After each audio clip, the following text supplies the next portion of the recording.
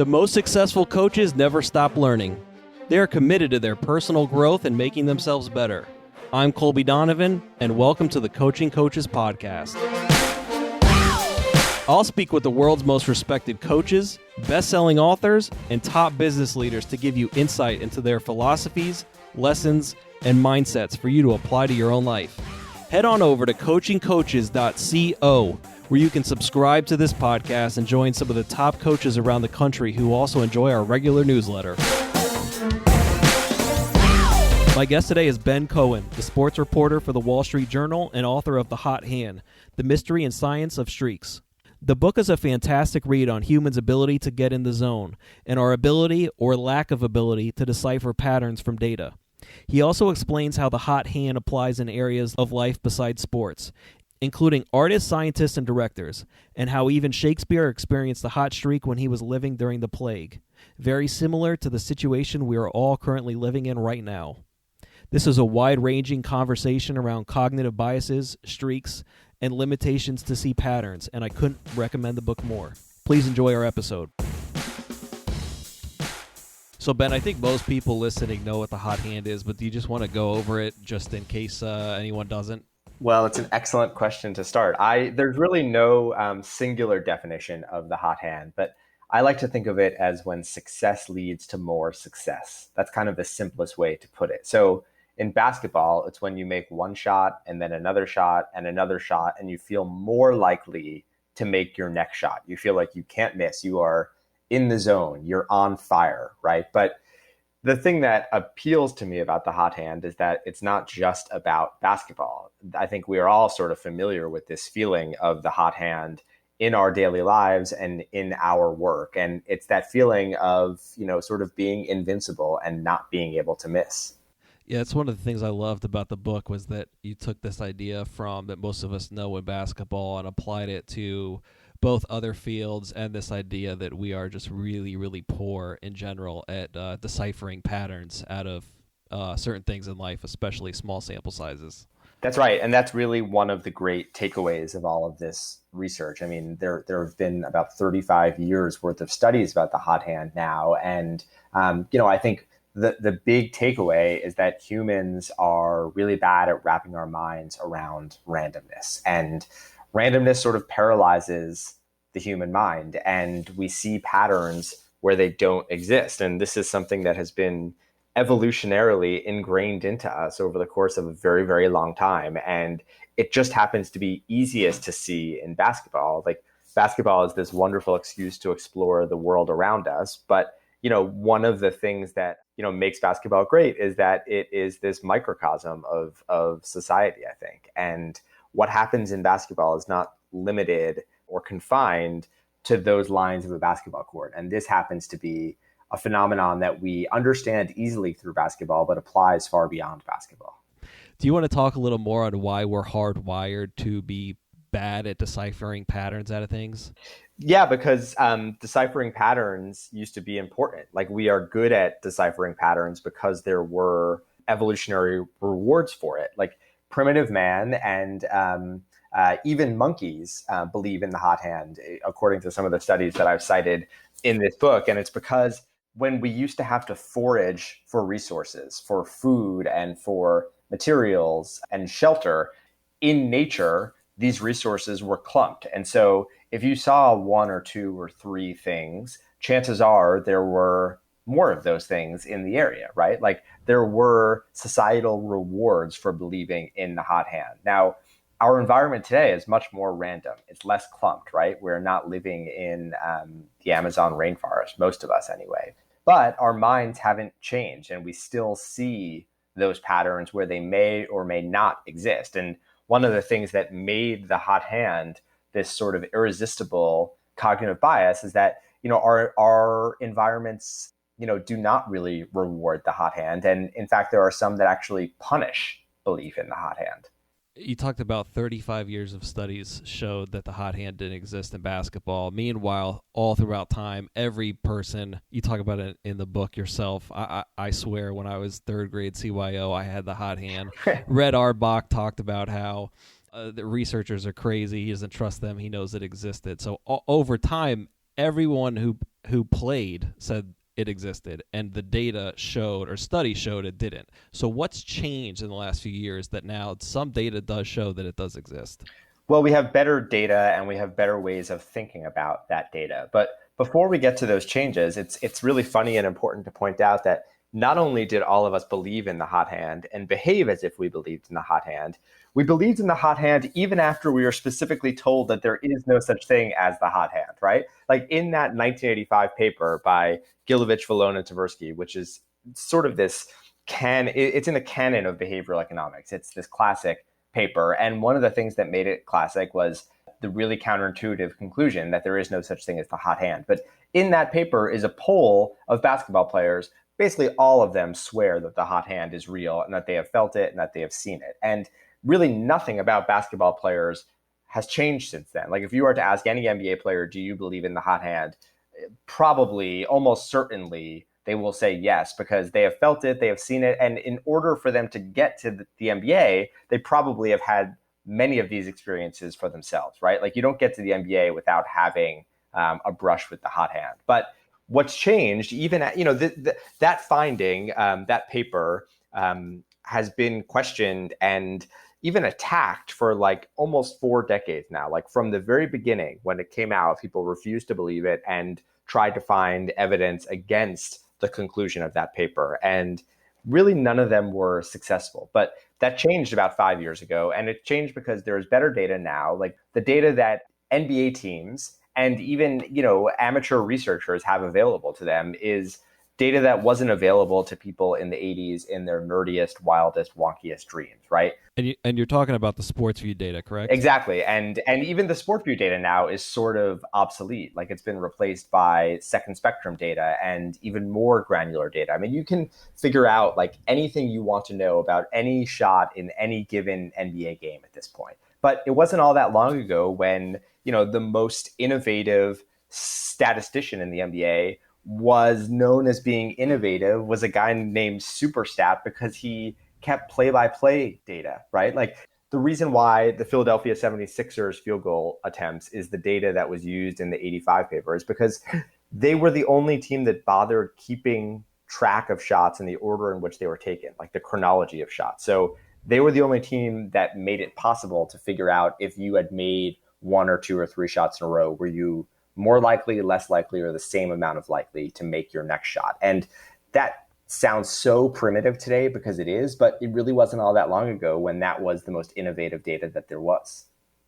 I was listening to a podcast recently with Matt McCall, who's the head coach at UMass, and he was talking about how when he was at University of Florida during the 07 NCAA tournament run, that when the field was announced, he had to fly in his car to the Jacksonville airport to get VHSs of games of the teams that they were going to play. And it's you think about how times have changed in 13 years, and like you're talking about with the 76ers, a lot more data, a lot more better ways of analyzing it. Well, when Butler went to the national championship in 2010, there were lots of stories that year that how Brad Stevens was this statistical whiz, right? I mean, he was sort of a savant, and he is, and I'm sure he was, but what made him different from other coaches then was that he bothered going on his browser and going to kenpom.com, right? And looking at numbers that were available to everybody in the world with an internet connection. He just happened to be in a position to actually take advantage of them. So,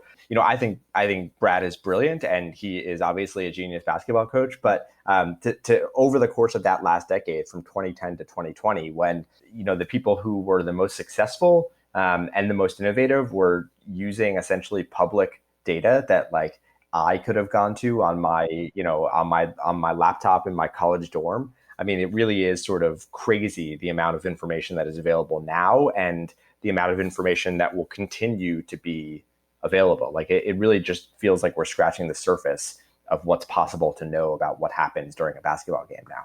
So when they did this most recent study with the sports view data, am I correct in saying that the reason they were able to show the hot hand existed was because they were able to look at the difficulty of shots from different places on the floor and realize that instead of saying make or miss after a shot, it was actually, are they making the shot more than they would have otherwise beforehand? Yeah, their actual shot percentages versus their expected shot probability, right? Because think about what happens when you have the hot hand. You take longer shots, harder shots, riskier shots, crazier shots. And yet we had never been able to control for the difficulty of a shot. And so if you make 2 or 3 shots in a row and you're Steph Curry, you're going to take a 30-footer with a hand in your face because you have license to take a heat check. Now, you're probably less likely to make that shot. But if you do make that shot, what does it say about your hot hand and whether or not there is such a thing as the hot hand? And so what that paper was able to do was control for the difficulty of a shot and sort of calculate whether or not you were more or less or the same amount of likely to make your next shot after making a few in a row. And this was the first evidence that maybe we weren't crazy for thinking that the hot hand was real, and that, you know, there maybe was this conservative hot hand effect. It's not quite the NBA Jam fireball of our imaginations. Like, that is still not what happens when you get hot. But it was sort of the first evidence that our minds maybe were not playing tricks on us, and that people who believed in the hot hand and swore that they believed in the hot hand for all this time were not exactly crazy. I think the way you described it in the book, which I thought was great, was it's a small blaze. It's not an inferno. Yeah, that's good. It turns out when I have a couple of years to think about something and write something, I'm slightly more eloquent than I am talking off the cuff. But yeah, so in the book you said, and I'm reading off of it, it amounted to a 1.2% improvement for players who made their past 4 shots and a 2.4 improvement when they made 2 of those shots. So a small but nonetheless significant effect. Yeah, and you know, the interesting thing about that is that the authors of that paper were among the first people on Earth who were able to calculate the probability of a shot going in. This is something that like every NBA team can do now, but at the time, these college kids, undergrads in their college dorms, with access to this incredible data for this academic project, were doing work that was cutting edge for even NBA teams that, you know, have billions of dollars at their disposal. The remarkable thing about the hot hand as a phenomenon is that it warps the behavior of everybody on a basketball court. It's not just the shooter who wants to pull up. It's his teammates who try to get him the ball. It's his coaches who try to run plays for him. It's the other team that sends more attention at him. It's the other coach who tries to call a timeout and cool his momentum. I mean, everybody on the court believing in the hot hand is enough to change their behavior. And that's really remarkable and interesting, right? Because it almost doesn't matter if his next shot goes in, if he is able to sort of create a dunk for PJ Tucker because everybody believes that his next shot is going in. So basically, at the end of the day, the conclusion of the original study by Amos Tversky back in the day, which for people who don't know, I mean, he's one of the most well-respected economists ever. But the conclusion of his study is inaccurate, but the premise that we see patterns where they don't exist and are subject to cognitive biases is accurate. That's right. Yeah, that we see patterns where they don't exist and that we probably exaggerate their importance still holds, right? I mean, that is sort of a universal truth of human beings. And, you know, whether or not there is such a thing as a hot hand, I think is more up for debate now. And the work that has been done in the past few years has sort of overturned the conclusion of that original paper. But the underlying message of it, I think, still holds. And I think that is one of the more interesting things about this saga over the last 35 years, that there are really smart people on both sides of this debate. And I think that is the fun part of this, is that you get to sort of toy around with these ideas and figure out where you land on your own. And what you might believe in basketball might be different from what you believe in another industry, right? About the same idea. And I think that's cool, right? There's a bit of cognitive dissonance there, but it's nuanced, it's gray. This is not a black and white issue. And I think it's really fun to think about it and try to figure out where you land for yourself. When we get back from this break, I want to hear more about how Apple and Spotify had to handle people complaining about seeing patterns when they don't exist. If you enjoy this podcast, I also write a weekly newsletter sharing the best content I found in the last week that directly applies to coaches. Some of the best coaches in the world subscribe, and it's free. So go to coachingcoaches.substack.com or check out the link in the show notes to subscribe. Once again, that's coachingcoaches.substack.com. Let's get back to the episode. So can you talk about how Apple and Spotify both had a randomized playlist and what happened with that? Yeah, so Apple and Spotify, these, $1 billion trillion, whatever they're worth now, with these incredibly loyal users, both had similar versions of the same problem. If you think about what Apple and Spotify allow us to do with music, it is really kind of incredible. Like, we are able to access basically any song that has ever been made with a couple of taps of a mouse or, taps on our phone, right? That's crazy if you think about it. And yet there were lots of iPod and Spotify users that were really unhappy and almost saw a conspiracy. And what made them unhappy was their belief that when they made playlists and when they set those playlists to random, the playlists weren't actually random, that they saw patterns in those playlists that may or may not have existed. And they accused both companies of chicanery, right? Something wrong was happening. And maybe it was that they were sort of colluding with record labels to try to curry favor for their artists, or maybe the algorithms were broken. But the odds of hearing the same song twice in a row, or, more commonly, the same artist twice in a row on a playlist with a bunch of artists, they just seemed infinitesimal, and something else must have been happening. And, what Spotify did was they actually changed their algorithms, right? And it happens to be exactly what Apple did a couple of years earlier, because they understood that what we want when we listen to music is actually not random music in the purely random sense of the word. We want music that feels random, but is not actually random, because random means that sometimes you hear the same song twice in a row, and sometimes it means you hear the same artist 2 or 3 times in a row, and that's not what we want. So they both tweaked the code of their systems. They changed their algorithms to make it less random, but feel more random. And so Spotify now, if you make a random playlist with a bunch of artists on it, it will evenly disperse those artists over the course of the playlist. So if you have 10 artists, in a 20-song playlist, the odds of you probably won't hear that same artist twice in a row, even though statistically you probably should.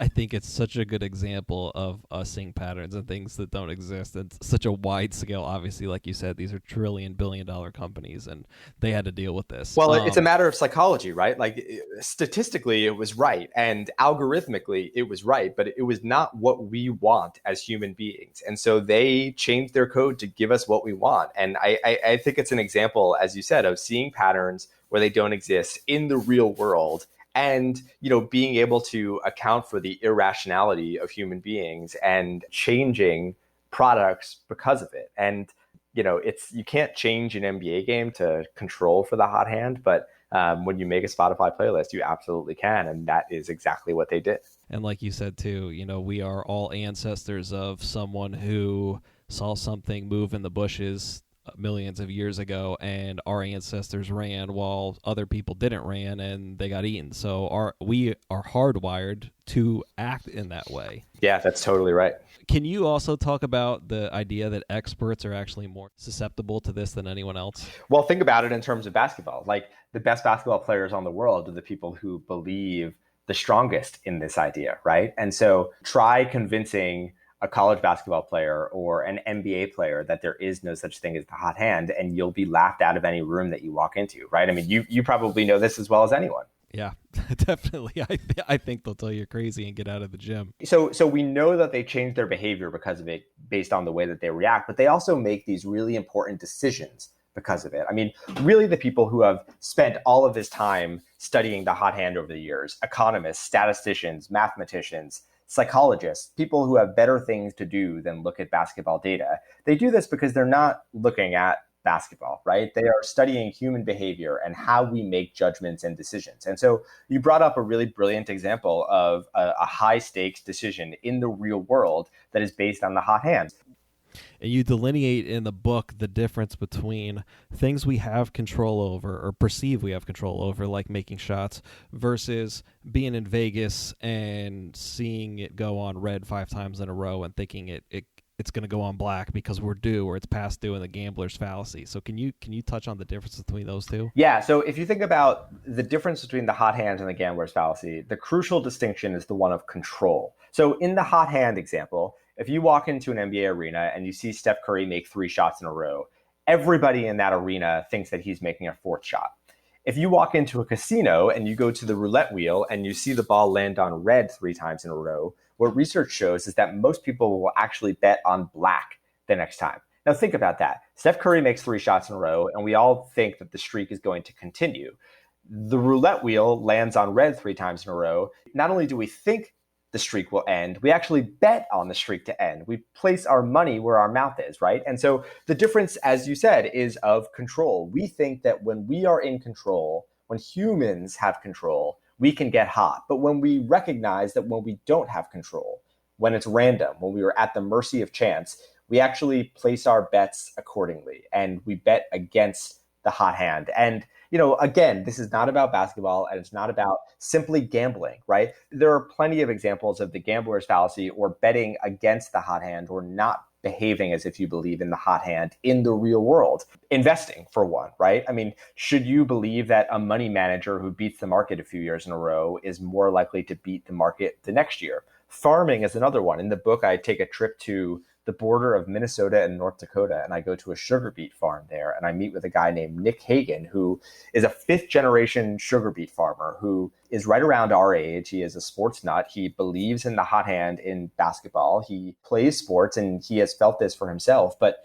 when he went into the family business of farming, he understood that he couldn't behave as if he believed in the hot hand in farming, because farming is much closer to gambling than it is to basketball. He is not in control. I mean, farming, your success is based on something as random as the weather in any given year. So, he can't have one good year with soybeans in one patch of his farmland and then drop everything in his life and bet on soybeans, because he could literally lose the farm if he's wrong. And it has nothing to do with what he does. He has to sort of plan for failure and hope for anything remotely better. And the playing field, as he said, every year is changing. It's like if Steph Curry walked onto a court and suddenly it was like a triangle one day, it's just completely beyond his control. And so, what he says is farming is more like defense and basketball is more like offense. And he has to play the long game and, remember the lessons of his father and grandfather and great grandfather, and not believe in the hot hand in farming, even if he really wants to. Yes, for a farmer, I imagine the most important risk is the tail risk, and you can't get wiped out on that one. Exactly. Yeah. Whereas in basketball, you're sort of encouraged to chase that. One more question before we change the conversation from sports, and I have to actually credit my wife with this, which I actually thought it was the smartest question I'm going to ask you today, as embarrassing as that sounds. Is the opposite of the hot hand, has anyone studied that? The cold hand? Yeah, does missing beget more missing, and a guy gets the yips or something like that? Was that in the study? So it's funny, because when you think about what is the opposite of the hot hand, is it the gambler's fallacy or is it the cold hand, right? And so I think you can make an argument for both. In the book, I did not write about the cold hand because I just felt that was really depressing, and I did not want to spend months thinking about it. To my knowledge, there haven't really been many studies of that, but we've seen that, it is as consequential as the hot hand. In the book, I read about the hottest game of Steph Curry's life, and it really changed his career and the fate of the Golden State Warriors and the future of the NBA. But you could also argue that the Rockets missing 27 threes in a row a few years ago also changed the course of NBA history. And so there are huge implications and real world stakes to this. But I think that what psychologists would tell you is that the way to find your hot hand period and to break your cold hand period is the same, which is to keep working. And that is somewhere between naive and optimistic, but I happen to think that it's true. The only way to get hot again after your last hot hand period is past is to just keep doing what you are doing and sort of adapt to the world around you and hope that the world changes in your favor. You say in the book that over 80% of artists, published scientists, and directors had at least one hot hand experience in their career. And I think Shakespeare was an example you used that I think is really timely for the world we're living in right now with COVID. Yes, sadly timely. And for me, unexpectedly timely, because I wrote this book, over the course of a few years. It came out on March 10th, and on March 11th, the world changed in a very strange way. Shakespeare is a writer who obviously people have spent a lot of time studying. But, one of the things that they haven't really studied is the chronology of his plays. They sort of sort his plays into tragedies, comedies, and histories, but they don't really look at when he wrote plays and how often he wrote plays. And so if Shakespeare were to write 25 plays over the course of or 24 plays over the course of 12 years, what most Shakespearean scholars until pretty recently would have said is that he wrote 2 plays a year, right? They just would have done the basic math. But it turns out that Shakespeare was not a metronomic writer. He did not write 2 plays a year. He ran hot and cold. He wrote in streaks. And the greatest streak of his career, the hottest stretch of his life, was in 1605 and 1606, when over the course of several months, he wrote 3 plays that have endured for centuries. He wrote Macbeth, Antony and Cleopatra, and King Lear. And the question is, what changed? Like, was it him? Was it the world around him? What was it that allowed him to get hot after a time in which he had not written a play for several years? And the answer, improbable as it sounds, is that it was actually a plague year. Shakespeare took advantage of the plague, and he was able to rip off this unprecedented run of literary success. And to me, the most remarkable thing about this example of Shakespeare is that the plague was this constant force in his life. He probably should have died from plague when he was an infant. In fact, his parents had already lost 2 children to plague when he came along. Anyway, the plague is like this constant force in Shakespeare's life that he takes advantage of time and time again. And to me, that was really interesting because it showed that, sometimes your hot hand period presents itself when you least expect it. Sometimes it's during a plague year. So is there a way to tell when someone's going to have the hot hand, whether it's Shakespeare, whether it's you crushing out articles for the Journal, whether it's Steph Curry in the playoffs? Like, is there a way you can tell when someone's about to get hot? So I couldn't ask Shakespeare this, but I decided to ask Steph Curry it instead. And so, I figured who better than the greatest shooter in the history of the planet to answer this question? And what Steph Curry says is, I think, what most people would say. Sadly, there is not. There is no way to know when or where or how or why it's going to happen. But I think what Curry says is actually the best advice. Steph says, once it does happen, you have to embrace it. And I think that is the right way to think about it. It's hard to kind of recognize in the moment when it is happening. Sometimes in basketball, it's easy. You make 2 or 3 shots in a row. We've all sort of felt that. You feel unconscious, like the world is slowing down around you. And maybe that means that's a good time to take a few risks, take shots that you wouldn't be allowed to take otherwise. And if you extend that beyond basketball, maybe when you're on a roll at work, that is the time to, take a chance on something that you wouldn't be allowed to do otherwise, to take your own personal heat check. But it's harder in the real world, right? Like you're not, like, it's not the 48 minutes of a basketball game. Yep. You're not, confined by these rules of a basketball game. But I do think, as sad as it is, we can't tell when it's going to happen. Like, the hottest game of Steph Curry's life came on a back-to-back after he had been fined $35,000 that morning when he missed the bus that he usually takes to the arena. And when the bus that he did take got pulled over on the way to the Madison Square Garden by New York City traffic cops. There is absolutely no way, if you were to ask him as the ball tipped, is this going to be the best game of your life? He probably would have said it would have been a terrible game for him. And yet he went out, he made 11 of his 13 threes. He played in a way that he had never played before, and in a way that sort of encouraged Golden State Warriors executives into thinking, maybe this is the way that we should let him play. Maybe, like, the best thing that we can allow him to do is to do things that nobody has ever done before. And you can argue that basketball has really not been the same since then. Yeah, I think if any gamblers knew about his situation, missing the bus, yada, yada, yada, I think they would have bet the under on whatever his over-under points were for that night, and not that he would go for 50 on the Knicks. I mean, in that game, he played all 48 minutes. Like, he didn't come out of the game. Wow. It was a back-to-back. It wasn't all that long. Like, you think about, like, load management now. This was 2013. It was not the dark ages, right? And so it is crazy to think about an NBA player playing all 48 minutes of a game on a back-to-back, right, on the road, and doing what he did. And, I think what happened turned out to be, one of the more incredible performances in NBA history, and probably one of the most important games in NBA history. One of the interesting things, I think, too, about not knowing when the hot hand's going to happen, and then also your comments on Shakespeare and the plague, is that I think of Ryan Holiday, who I'm a big fan of in his writing on Stoicism, and he talks about this idea of a lifetime versus dead time. And you have time in your life, especially most of us right now, who have extra time, and you can choose to either hang around the house, be miserable, watch a lot of TV, not get get anything done, or make it a lifetime and either, if you're a coach, go watch a ton of defensive film, go do a bunch of other things, do whatever you want to do, but start trying to get those shots on goal so you maybe can have a hot streak and take advantage of this time like Shakespeare did. But I find that parallel really fascinating. Yeah, it's interesting, and it's also, that's hard though, right? I mean, this book came out, right. I think the first week of March, I published an excerpt of the book about what Shakespeare did in a plague year, and that's sort of where this he wrote King Lear in a plague year meme came from over the last few months. And I do sort of sympathize with I have worked really hard over the last few months, but my mind is also mush right now. Like, my brain is not operating the way that it once did, I feel. And so it would be really hard for me to write my own King Lear right now. And there are all types of drawbacks and responsibilities that we have to attend to right now that makes it harder for us to do our best work. So,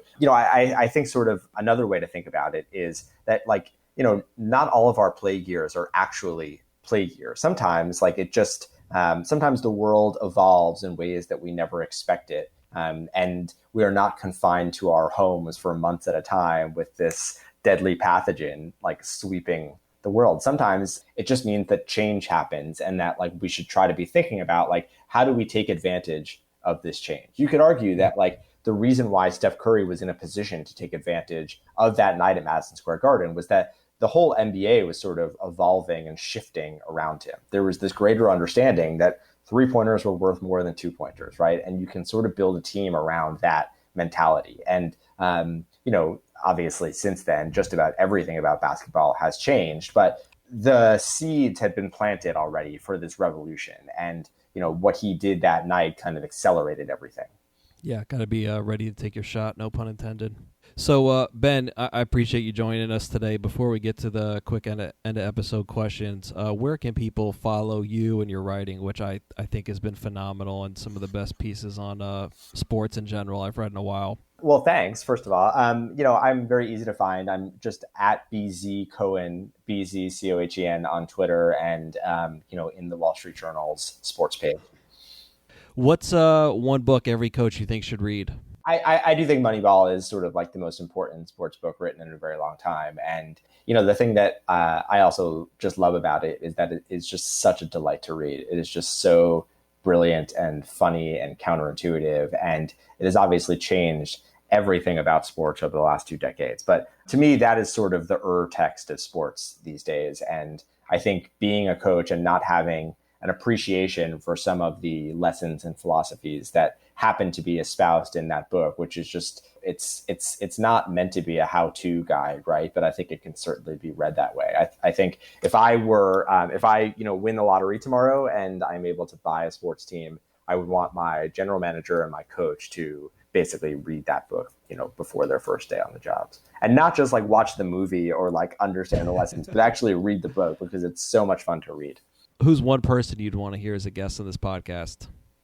My colleague at the Wall Street Journal, our columnist Jason Gay, I think is just the funniest writer on the planet, and has a perspective and an appreciation for sports that I think is sort of unmatched in sports journalism. And so I think he understands sports in a way that I aspire to one day. And it's not because of some great insider knowledge, but it's the perspective of sports in society and how to think the right way about sports. I find that he always seems to have the right take about a situation, and that's very rare. So that would be one person who I would like to hear.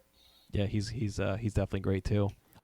What advice do you have for young professionals? Oh, okay. I this one thing I tell people, younger people who come to the Wall Street Journal, is to take advantage of their own perspective, and that what they might not think of as valuable when they enter the real world and big companies and big corporations actually is really important. And so I think sort of the best stories that journalists get come from the way that they happen to see the world, and the way that a 21-year-old college graduate sees the world is very different from the way that, a 60-year-old editor might see the world. But, that is sort of where good stories come from. And so take advantage of your perspective, I think is what I like to tell people. And I think that it's definitely true, or it's mostly true enough that it's worth thinking is true.